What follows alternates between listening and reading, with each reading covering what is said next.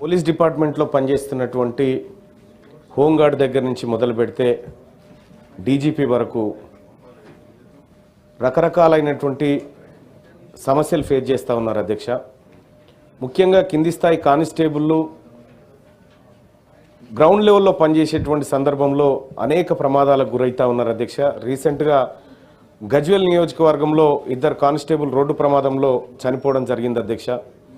అలాగే కొంతమంది ఎస్ఐలు సూసైడ్ చేసుకొని చనిపోయినటువంటి పని ఒత్తిడి పెరగడం కారణంగా సూసైడ్ చేసుకొని చనిపోవడం జరిగింది అధ్యక్ష.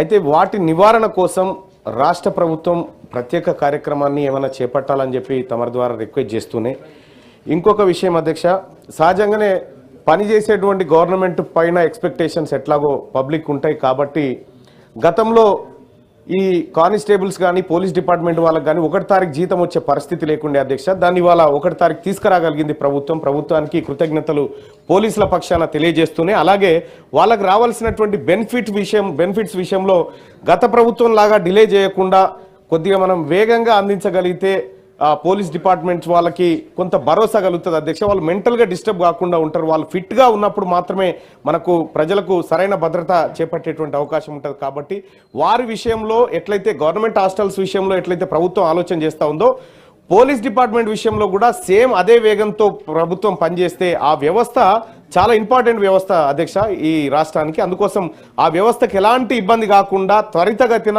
వాళ్ళకి సంబంధించిన సమస్యలు పరిపూర్ణం చేసి ఆ సమస్యలు తీర్చాలని తమ ద్వారా రిక్వెస్ట్ చేసుకుంటున్నాను అధ్యక్ష.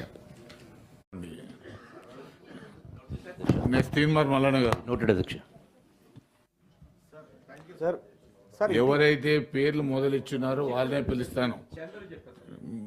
ఎవరైతే నా లిస్ట్ వచ్చిందో అంతవరకే కన్ఫైన్ అవుతాను. ధన్యవాదాలు సార్.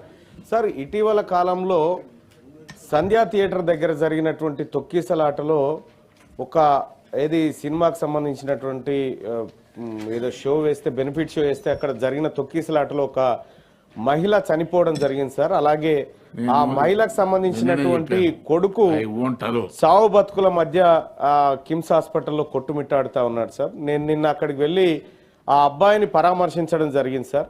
అసలు ఈ బెనిఫిట్ షోల వల్ల ఈ రాష్ట్ర ప్రభుత్వానికి సార్ ఏమొస్తుందో పక్కకు పెడితే ఇటీవల కాలంలో బదనాం ఎక్కువైపోయింది సార్.